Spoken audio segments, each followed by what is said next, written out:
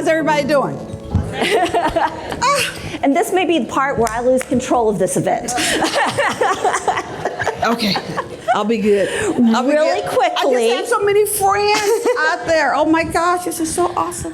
So really quickly before we get started though, I do want to thank our sponsors who have made this incredible event possible. The reason why we get to be all so excited about Cynt Marshall being here is because of our sponsors who have made this possible. So our platinum sponsor today is Frost Bank.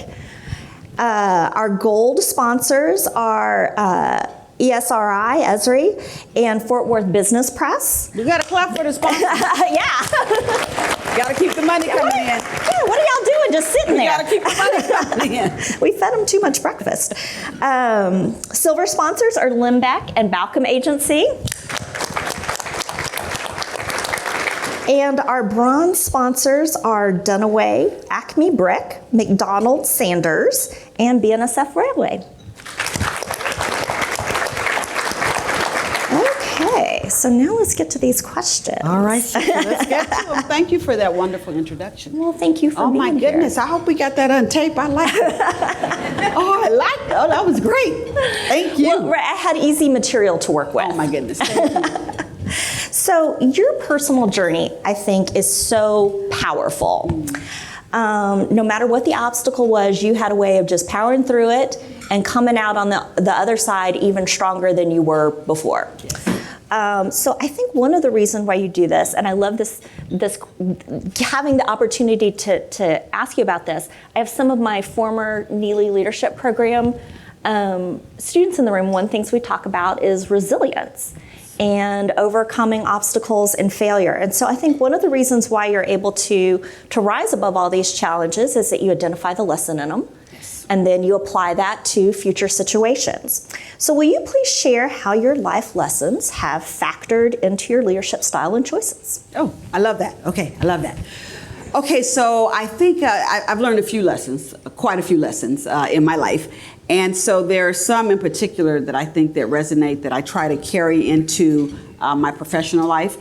Number one is the village, just the value of the village, the value of just community and relying on the people in your space. And when I think about my life, every time I was down, I didn't get up, somebody pulled me up. Oh. And so I often talk about that hand. That hand that reaches down to pull you up. So I've learned the value of that, and so I bring that to work. Teamwork is one of our values at the Mavs. And it's big. No man is an island, no woman is an island. I learned that actually in college, in my sorority. And so I think it's important, the village is important. I think that the whole notion of like never giving up. That there's always, and I often say sometimes the light at the end of the tunnel is a train. It is. I mean, bad things do happen to good people. But if you accept adversity and have a mindset that says we never give up.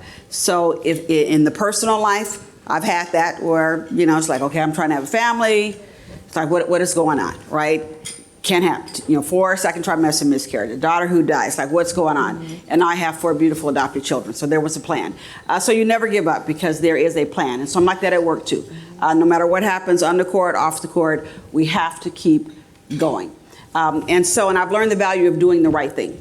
And so I often talk about there's a difference between doing things right, which we learn so much about in school and in the business space. There's a certain way to do things, but there's a difference in doing things right and doing the right thing.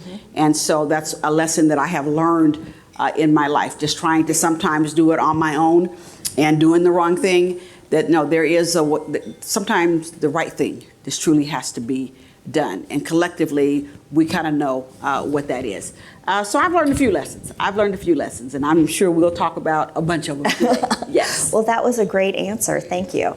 So let's jump a little now to your experience with the Mavericks. So I think it would maybe be safe to say that your career with the Mavericks was unexpected. Totally unexpected. I didn't even know Mark Cuban when he called me. So that's what I was going to say. I have been told that you did not even know who Mark Cuban was. In fact, our fifth anniversary was yesterday, and I sent him a message too. Happy anniversary. Okay. Yes. Because it was February 21st of 2018.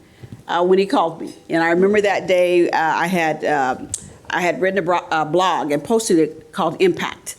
And the reason I wrote it that day, because I got up that morning and two things just struck me that day that were impacting my life. There were these teenagers who were protesting in Parkland, Florida, because of the gun violence that occurred at their school. So we have these teenagers, and then there was this 99-year-old, the Reverend Dr. Billy Graham, who had passed away that day. And so I looked at the teenager and the 99-year-old impacting my life, because the Reverend Dr. Billy Graham was a big part of my life growing up. And I thought, okay, age-wise, I'm smack dab in the middle. What impact am I going to have? I just, I've been retired about 10 months from AT&T, and I said, what am I going to do next? And I started my own consulting company and had some good stuff going on, but I just felt like there was something I was supposed to do to really impact something. And so I wrote about it and posted it. Did my post. I'm on a call with one of my clients, and my cell phone, so I'm on my house phone, my cell phone starts going off. And I have 4 kids, okay, and 2 of them were in college. I actually thought it was one of my kids texting for money. And so, and I have it like that with my kids. I would tell them, I'm a busy woman. I said, don't try to track me down, because they would say, oh, mom, we've been trying to reach you. Don't try to track me down, okay? You need something, like you need $252, just put $252. Okay, put that in the text, we'll transfer the money. So we had like this little system, right? So we had a system, but the cell phone kept going off, so I handed my husband the phone. And I said, one of the kids need money, handle it. And so he took the phone away, and then he came back a few minutes later and he said, this dude doesn't need any money. And I said, what? He said, Mark Cuban is trying to reach you. I said, who is that? I didn't know Mark Cuban. And people laugh. I said, he didn't know me. I didn't know him. I mean, so it wasn't like he was trying to phone a friend to help him out of a problem, okay? He had got my name from a few people. And, so I called him back, and he asked me if I could meet with him at 2 o'clock. And asked me if I knew what was going on, and I didn't. And he explained to me the situation and said, I need to meet with you to see if you can come in here and help me. And ladies, you will appreciate this. I told him I could not meet with him right then because I had a mammogram scheduled at 2 o'clock. I had a mammogram scheduled, and I have learned the hard way, as you know, what happens when you don't take care of your medical business. And I said, no, I have to go to the mammogram. And so he says, well, I can meet you. I'm like, no, you don't have to come to the mammogram. And he wasn't trying to come to the mammogram. What he was trying to do was make it convenient for me. Whatever. He says, I'll meet you wherever you need to meet. And so I ended up meeting with him at 4 o'clock that afternoon. In fact, when I came back from my medical appointment, my husband, who is not a big fashion guy, was sitting there literally in all these Mavs colors. I mean, that brother was decked out. And I said, what are you doing? He goes, we're going to see Mark Cuban, right? I mean, like he wanted me to hurry up. And so he told me like what color blue to wear and all that. He said, take all that stuff off you got on. It's a different shade of blue. And so anyway, so I got all dressed up. And so we went and met Mark. And my husband shook his hand before I did. He walked in, Mr. Cuban. I'm like, and there's a receptionist who greeted me, and she was so warm. And Mark was very warm. And so we talked for 55 minutes. And he told me what was going on. And basically what he said, this is how I paraphrase it. He basically said, I need you to come in here and transform the culture and help to create a great place to work, and told me what was going on. And honestly, I didn't know if I wanted to do it. And I said, I'll pray about it. I said, I'm going to go home, pray about it, because I try to pray about everything. And I'll let you know tomorrow. And as I was leaving his office, 2 women stopped me. Erin knows the story. 2 women stopped me and said, can we talk to you? And they said, Mark Cuban says, are you the person who Mark Cuban said is going to come and save us? And I said, well, no, I don't have the power to save, right? And so they told me their stories. And as they were telling me their stories, one of the women said, I think you could really come in here and have an impact. And so there was that word. Yeah. And I had written that blog that morning. And so I went home, prayed about it. I came back the next day. I was in the building for 3 hours before Mark even knew I was in the building, because employees just pulled me into the conference room and started talking to me, just literally for 3 hours, telling me their stories. And so the more they talked, the more I thought, this is what I'm supposed to do. And originally I said, I'm going to do it for the sisterhood, but I did it for everybody because I just felt that if I had the right people with me, that I was uniquely qualified to make an impact. I mean, I knew I couldn't do it by myself. And I just met some wonderful, wonderful people like Erin Feingold White, stand up Erin, who was our Senior Vice President of Corporate Communications. Stand up Erin so everybody can see you. Erin is amazing. Erin is absolutely amazing. And she's one of the people, she was there. We didn't have any women in permanent leadership positions. They had Erin on an interim title. She should have been running the place. I just met some amazing people. I just said, okay, we're going to do this. Like, we are going to do this. And so we did it. It's a pretty amazing story. It sounds like, so you mentioned a plan earlier. Yes. And it sounds like there was definitely a plan for you that day, whether you knew it or not. Yes, there was a plan. You know, I have learned in my life that there's my plan and then there is the plan. Yeah. And so there was a plan. I was supposed to be there. And even when I think about the work that I did at AT&T, I mean, I worked at AT&T for 36 years. Is Rick Resnick here? I know he was here earlier. One of my buddies, for stand up, Rick Resnick, one of my buddies from back in the day, okay, at Pacific Bell and AT&T. And so we worked together for a long time. And when I think about my very last job with the company, it really helped equip me for what I am doing right now, because I've worked all over our business. And so when I was the president of AT&T in North Carolina, I ended up getting a call 6 years into that from our chairman, who was here, and said the company had gone through about 10 mergers, and I was involved in the very first one when Southwestern Bell bought Pacific Bell when I was in California. And so he wanted to create a culture. He said, we need one culture, not all these subcultures. And so he had this vision of what he wanted for the company. And so there were a few of us that he asked to come to Dallas and join some leaders that he already had here in the area and help change the culture and do some things. So I ended up being in HR and then later also our chief diversity officer. And I had never really done that kind of work. It was amazing. And so my charge at the time was to help get AT&T on Fortune's 100 Best Places to Work list. So get us on the Great Place to Work list, get us to climb the Diversity Inc. Top 50. And so that's the challenge they gave me. We rallied some folks together. And by the time I retired, we had made Fortune's Best Place to Work list for the first time in the history of the company. Just getting together with a group of people to get it done. That equipped me for the job that I'm doing right now. Yeah. There was a plan. Okay, we're going to get into the job you're doing right now. It's a fun job. I told you there were some firsts, so there's one of them. We've gone through a couple now. Yes. So this is probably, those of you who have come to any Neely events in the last few years, I'll say since maybe June 2019, you're probably sitting here going, well, nobody's saying anything about the Neely Promise.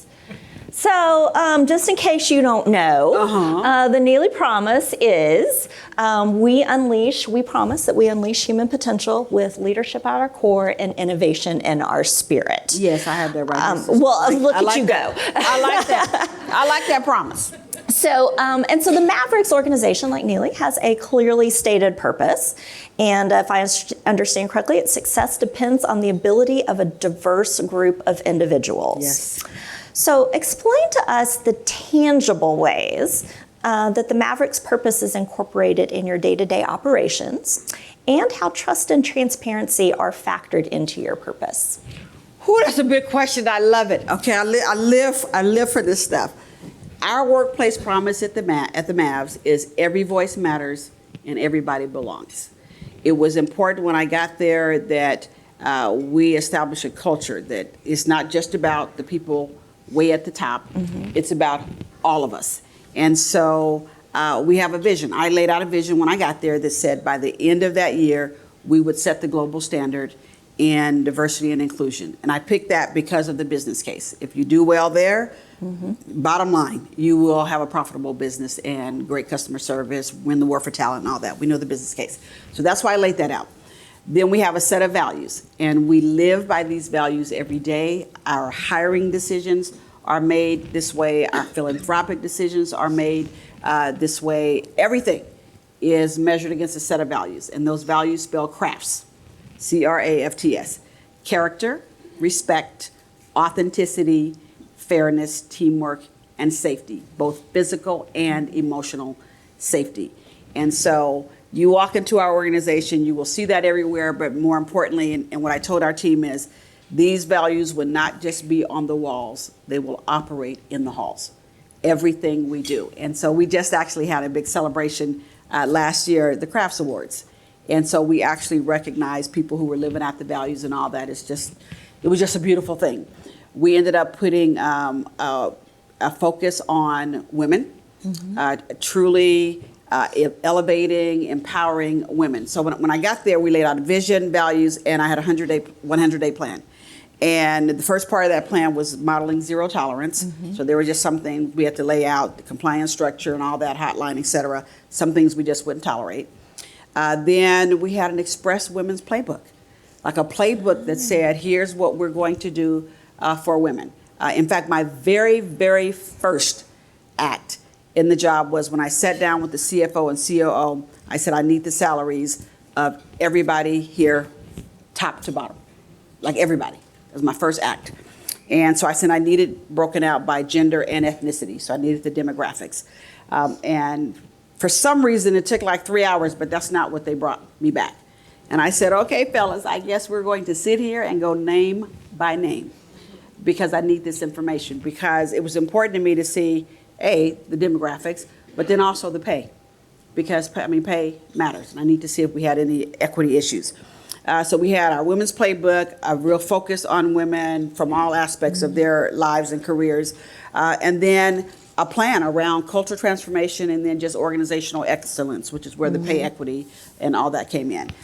We established some employee resource groups because we really want to make sure we understood the cultures and really had a way to tap into all the diversity that was there, and then more diversity to come. We had a big focus on talent, which we have a DE&I agenda, diversity, equity, and inclusion agenda that also spells crafts. So customers, reputation, we want to be known for being a great place to work, an agenda for women, family, meaning home, work, and community, and how all that is integrated. Talent is really big for us, and so as you mentioned, we had 0 women or people of color in our leadership, and within 90 days we had 50% women and 50% people of color, because we just need the people at the table. And so talent, and then suppliers and sponsors. And so we have a robust business planning process that has everybody included in it, that we focus on all of these things. So it's in front of us every single day. And then I put together an external advisory council called DMAC, the Dallas Mavericks Advisory Council, and it's about 25 to 30 people just out in the community, external to the Mavs, academia, business, you name it. Just a variety of people who advise our business every quarter. So that's all we've been trying to do. So you jumped ahead just a little bit to my next question, but that's okay. Yes. Because I'm gonna work with what we've already kind of started talking about here. So you mentioned the fact that there was essentially very little diversity, maybe no diversity, when you got there, certainly at the leadership level. And I walked into a room, my first staff meeting, it was all white men. Yeah. I like white men. But I'm telling you, you gotta have a variety of people at the table. There are other people in the world. There's other people in the world. Other people in the world. So we had to handle that.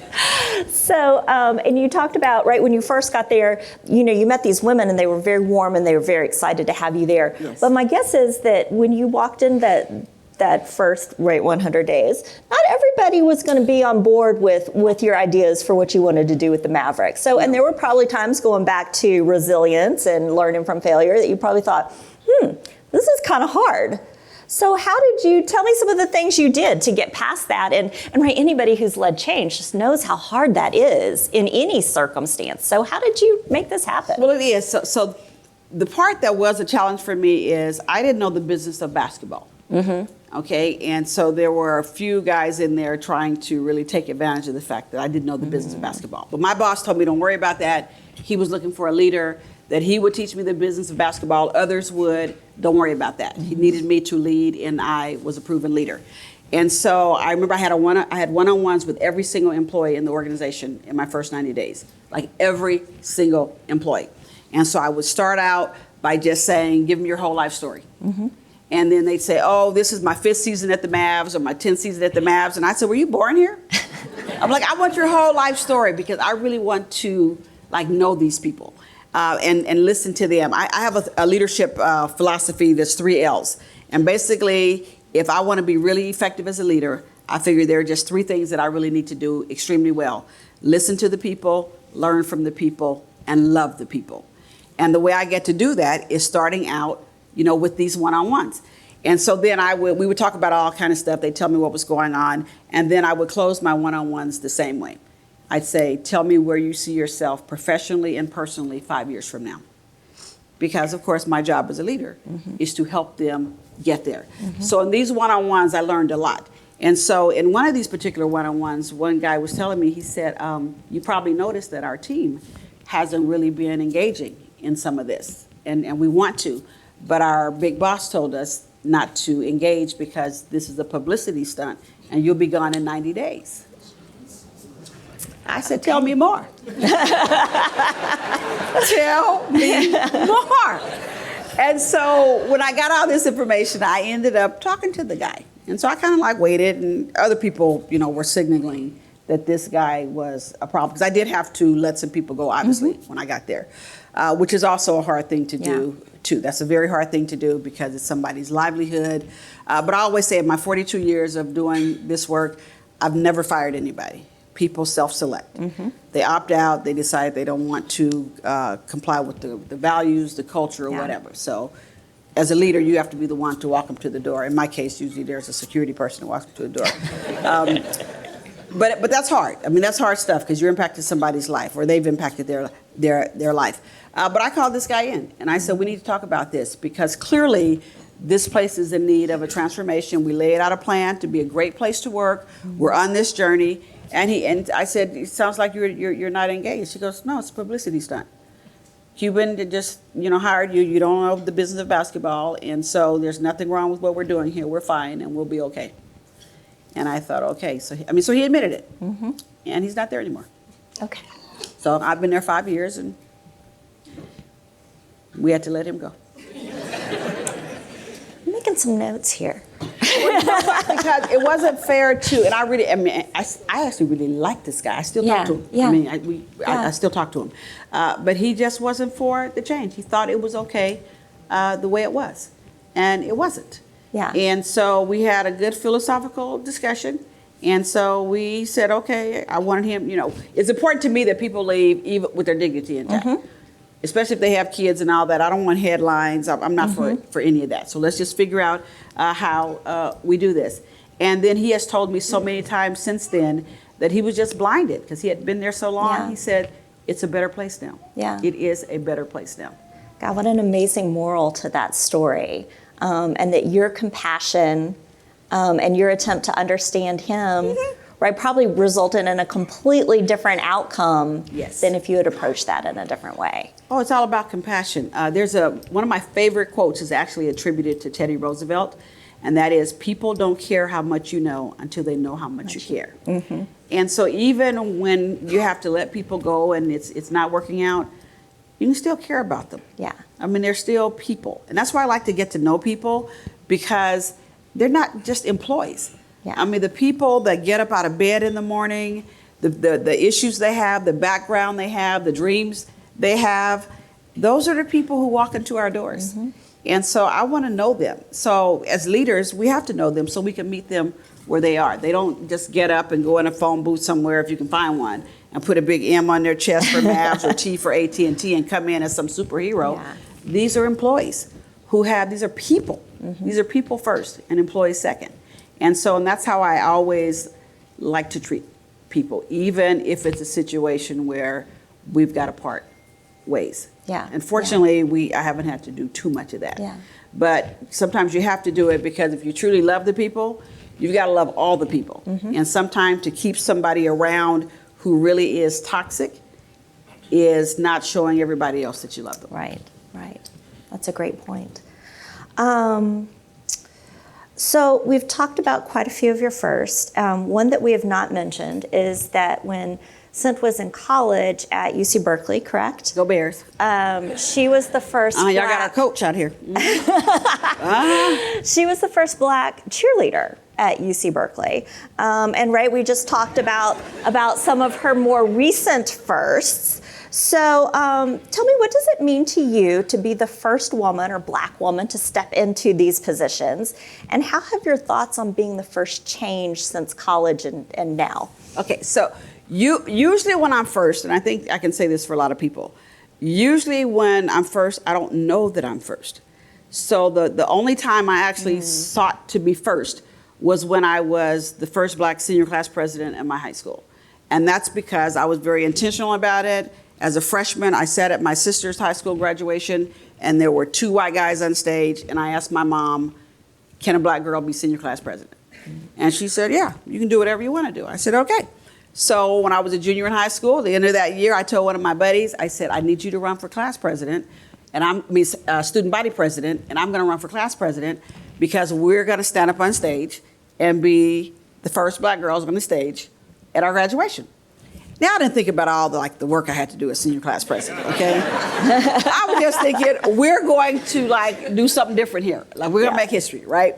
And so she ran, I ran, and we both won. And then all of a sudden, we had the school and a class to run. And it was so much fun. And so the night of our graduation, we were up there calling the names and crying and all that because I sought out to do that. That was the only time that I really sought to be first. Any other time, I didn't know. So when I was one of the first black cheerleaders at Cal, I didn't know that. I wanted to be a cheerleader because I was a cheerleader in high school. I ran track in high school, and I said, okay, I'm not gonna run in college, but I wanna be a cheerleader. I didn't make it the first time. The second time, I made it, even after I kind of messed up my tryout routine and all that. I still made it, right? And so even in this job, when I found out I was first, I was doing a Today Show interview. And the guy asked me, he says, Craig Melvin, he said, how is it being the first black female CEO of an NBA team? And it just took me back, and I said, and the interview was in 2019, and I said, it's 2019, I'm not first. And he goes, no, you are first. And I said, you gotta be kidding me. We should have all these first now, right? And so what it makes me really stop to think about is I cannot be the last. I can be the first, but I cannot be the last. And so what I have to do is 2 things. I have to, number 1, do a great job. Do a great job so that not only will people not think it's strange to have somebody who looks like me in a certain job, they will know that black women or black people are capable of being excellent leaders and doing the job that I'm doing. So just put any doubt to rest. So I have to do a good job. I feel like every day I'm representing. What I also have to do is create the pipeline. I have to make sure that I'm working on the 2nd, 3rd, 4th, me. And that not just I'm working on it, but all of my colleagues are doing that as well. So I'm very, very intentional about that, making sure that I'm not the last. And I don't want it to be 50 years before the second one comes. I have to work in that pipeline right now. So that's what I do. I have a feeling that, so I will say that, I think that's part of how somebody accomplishes amazing things, because they're not focused on the a fixed end point, right? You're focused on everything that comes after that. It's the future. It's some people call it legacy or what. I never think about legacy. I never think about what exactly am I kind of leaving behind. I told my kids when I'm laid out, I just wanted to say she left it better than she found it. Yeah. Every day, I just want to leave it better than I found it. I want somebody to say my life is better, or this happened, this good came out of this because Cynt Marshall was in my life. Yeah. So if somebody says, you know what, we have a diverse group of CEOs in the NBA, 5 years from now, I want to think I had something to do with it because I did a good job. So it's all about just trying to do things so that you can create a better future. Yeah. And we do it together. Yeah. We do it together. That's wonderful. So I think we are ready to open it up to questions from the audience. Is this correct? Yes. You got that big old sign on the wall with the time, so this is good. You have no doubt what time it is in here. Okay? I'm sorry. So forgive me, this is the first time I've done this. I realize now what I'm being signaled to do. So you have cards on your table and a pen. And so if you have a question that you would like to ask Cynt, please write it down. And somebody will be around to pick those up, and they will bring them up to us. I think these lovely gentlemen over here are going to be the ones that are delivering questions to us. So, yeah, I should have asked them to write their questions. Oh, that's sooner, okay, but you can yell them out too if you I will. want. So if you just want to yell one of them out, just yell it out. I'll answer it. While we are waiting on questions, I'm just going to give my spiel. So I've said a lot of things to students in the room, and Daniel mentioned that I kind of like our undergraduate students. They're pretty cool. But one of the things that I love about Cynt, so your background, right, where she got her original degree was in human resource management. Yes. And so many people think the only way to the C-suite is through finance, which is a great way to the C-suite. Nothing wrong with finance whatsoever, but right. There are many other pathways there. Oh, many other pathways. Growing up, I wanted to be a math teacher. Growing up, I love math. I love numbers, and that kind of always freaks out my CFOs because they bring stuff in the room, and then all of a sudden I'm like, I love my numbers. And then I was an engineering major in college, and then I changed my major. I took one business class. And it was an organizational behavior, industrial relations class. Woo-hoo. And I Shout said, out. oh my goodness, I'm changing my major, okay? And of course, at that time, it was, they didn't want, we only had like 2 black girls in the School of Engineering at Cal. My other little friend, who was the student body president. And then she wanted to change her major too, because she wanted to be a pharmacist. So we both ended up petitioning. It took like a year, but we got out. Because I just wanted to focus on the people aspect of business and wanted to work in a big corporation and all that. And so then I worked all over our business. My second job actually was a network engineer, so I guess I had the aptitude for it. But I worked all over our business. And so I think just having that varied background and just a proven ability to lead, take care of people, get results, lay out a vision and all that, equip me for the C-suite. Yep, not a finance. I can do my numbers in finance and whatever, accounting, whatever I need to do. But I think my leadership of people, leading large teams, I think really got me to where I am right now. Yeah, that's wonderful. Okay, let's see what the audience wants to know. Okay, what do y'all want to know? Now, when the question is asked, I need you to stand up. I want to know who asked the question. Okay. So none of this anonymous stuff for me. I need to know who asked the question so I can look at you and give you the answer. Okay, so here's the first one. Own it. You mentioned you met with every single employee at the Mavs. How many are there in the organization? At the time, okay, who asked that question? How you doing? What's your name? Mackenzie. Hi, Mackenzie. How you doing? I'm doing well. How about yourself? I'm fabulous. Thanks for being here, sister. Okay, so there were 120 at the time, and then 20 on the basketball side, so 140 because I met with the basketball and the business side, and now we have 200. Oh, wow. Because we were under-resourced, and one thing you have to do as a leader is give people the resources they need to do their job. And so we did that. Yeah. We did that. So just follow-up question, how long were each of those meetings? Anywhere from about 30 minutes to an hour and a half to 2 hours. Wow, that's a lot of time. And it sends a very strong signal. Yes, it's a lot of time and so necessary if you really want to drive change. You got to know who's in there, what they want, what they need, and how to do it. You can't do it by yourself. Yeah. Okay. How have you innovated the way you engage the community, and why is that important? Okay, who asked that question? Okay. I thought I recognized that handwriting. Yes, my buddy. Oh my gosh. Okay, we were together, October? And so we had this vision that we were going to do this today. We're going to do this in February. And we did it. We did it. We did it. We willed it. We did it. Oh, Yes. thank you. We did it. Okay, so one of the things, and it goes back to our diversity, equity, and inclusion agenda, is community outreach is big for us, our philanthropic spend, just all of it, time, talent, and treasure. And so I took a look at it immediately and said, okay, what organizations are we involved with? How are we spending our time? How are we spending our money? And even just diversity of regions. Okay, what are we doing in Fort Worth? We laid out a plan there was a very diverse plan, which, as you probably know, it was not like that. We were doing some great community work. The Mavs have been known for years of doing great community work, but we needed to diversify it in a variety of ways. And then we really got even more diverse when we launched our Mavs Take Action agenda in June of 2020 as a result of a big courageous conversation we had after the George Floyd killing. We just had a diverse group of people come together. Grant, were you there? Were you there? I thought so.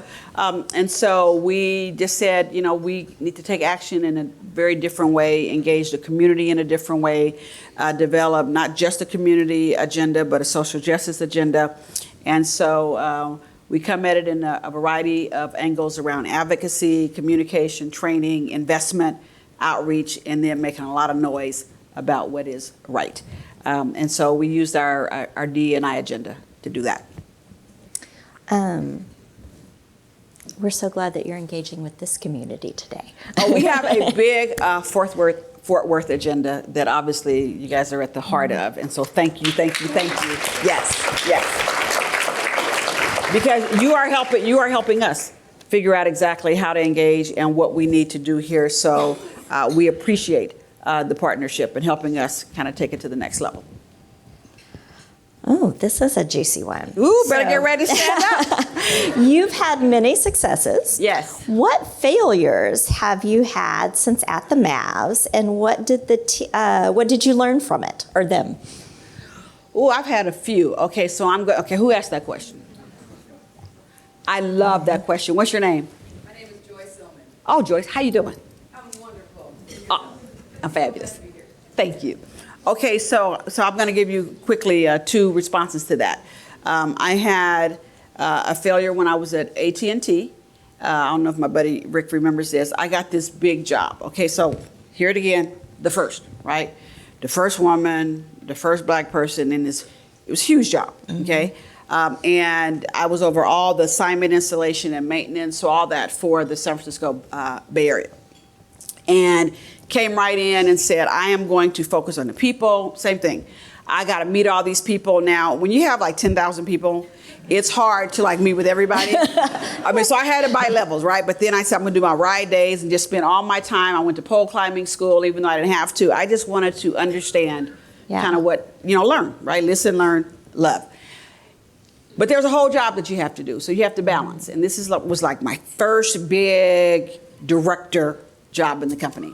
And so I spent so much of my time there that I was ignoring some of what I call the paperwork. And I used to have this ridiculous motto. It was ridiculous, but I'm older now, so I can admit when it was just stupid. And I said, I'll do my people work by day and my paperwork by night, okay?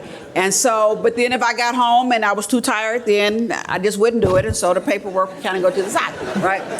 And so so that's why I'm a stickler now. And I'll tell Aaron, those guys, I cannot just be caught up in so much activity that I can't get my emails done. I can't look at the budget. I can't look at the kind of stuff that I need to look at as a leader to run the place.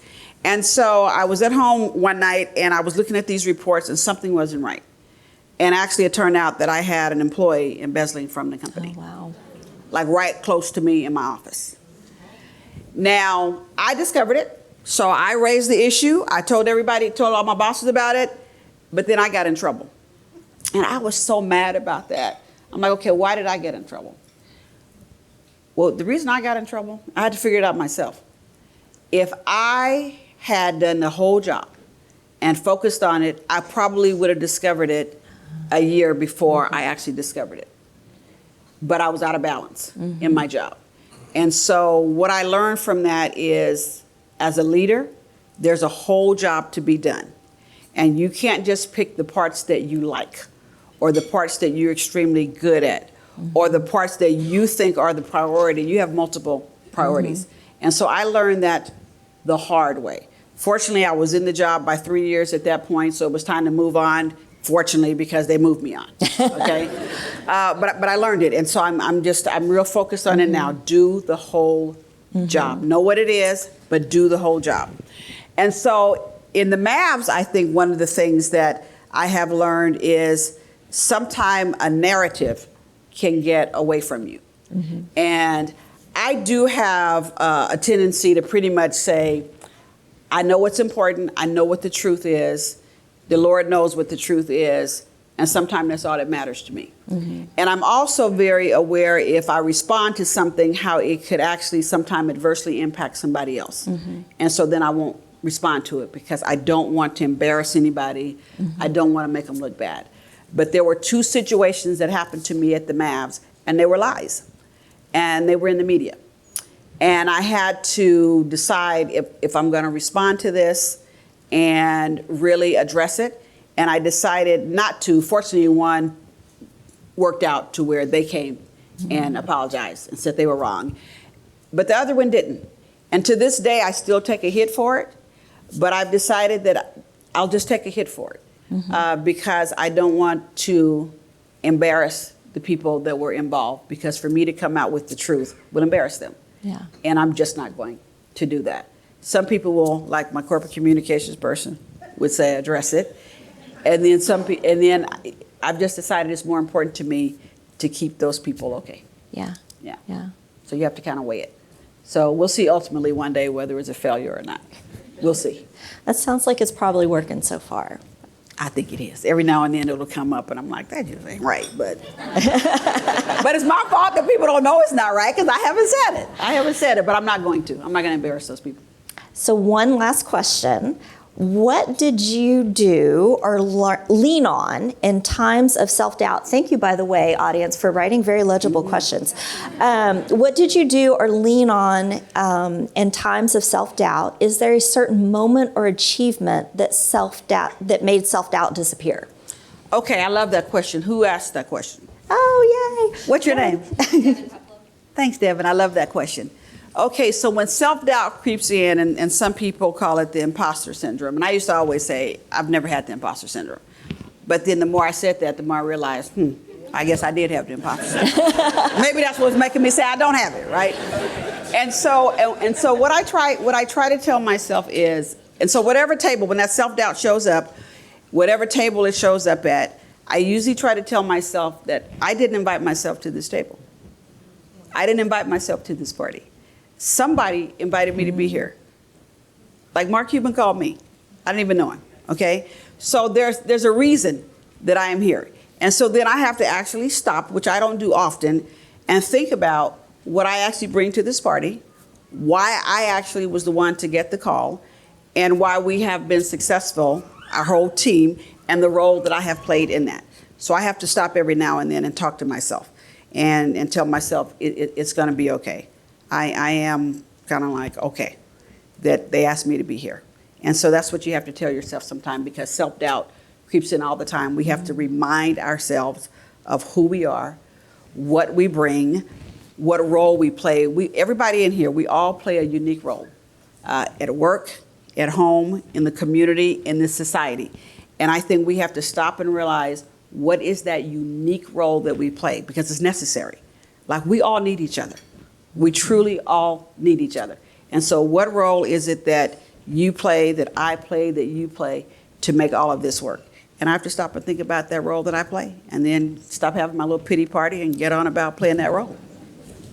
I'm guessing that for a lot of people in this room, it is probably very reassuring and encouraging to know that even Cynt Marshall has moments of self-doubt. Oh, absolutely. Absolutely. Absolutely.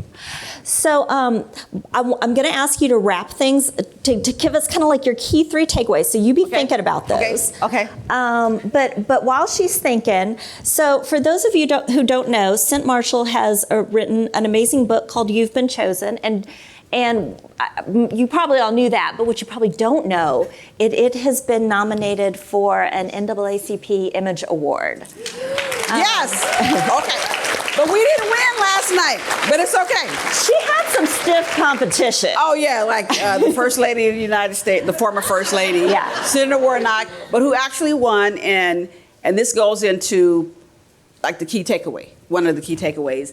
Michael C. Williams' book, he wrote about his life, and he started it before he had his drug overdose in September of 2021. So someone actually finished the book for him, but it really puts out the issue of addiction and the fentanyl crisis and what's going on. And so what when my family was all in a tizzy last night when I didn't win, I said, this is a good thing. Yeah. It's putting attention on an issue that we need to really pay attention to as a country.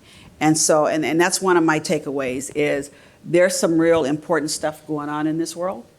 And we all have a role to play in amplifying it, but then to also take action, especially as it relates to equity and equality, that we all can stand up for other people. I wear this upstander bracelet. I hope I put it on. It was early, you know, not to be here. This upstander bracelet that was given to me by the Dallas Holocaust and Human Rights Museum. We all have an opportunity to be upstanders. And so I would ask us to think about that. When we leave this room, what do we want to stand up for? Who do we want to stand up for? So that leads me to my second takeaway, and I talk about it at commencement addresses all the time. And by the way, I don't know if you were at SMU's commencement and heard Grant Moise's absolutely fabulous, just give him a hand, okay? Fabulous, fabulous commencement address about, you know, look at who your friends are. You want to know what you value? I mean, y'all got to go back and look at and hear this commencement address. It's just absolutely amazing. But when I give commencement addresses, I always wrap up and I ask the graduates there, I say, you know, this day is all about you, and it should be all about you. But when you get up in the morning, think about something that's not about you and it's bigger than you, and go and do something about it. So to come out of ourselves, because it's so easy to get wrapped up in what we got to do every day. I mean, you got to do life, but just pick one thing that's not about you and bigger than you. And then the last thing I would say is to be a part of someone's village, that we truly, truly do all of this together. So there's a common theme there. And the common theme is truly, and it's my theme song, ain't no mountain high enough to keep me from getting to you, to keep you from getting to me. And so every piece of adversity I've ever faced in my life, there was some hand that pulled me up and got me through it. And so I will ask you to be that hand. Everybody put your hand up right now. Look at your hand. Now you know what your hands do every day, right? But think about that hand as somebody's lifeline, as pulling somebody up and getting somebody through a crisis. Use that hand to be a lifeline to somebody. That's my takeaway. Well, okay, I don't think we can top that. So,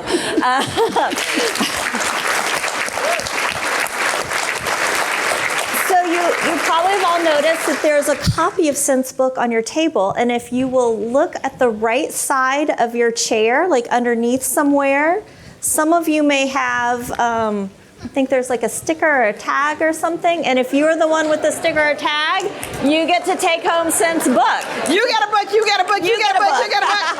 Woo, congratulations. You've been chosen. So while people are reveling in their books, I will just wrap it up by saying thank you so much, Cynt.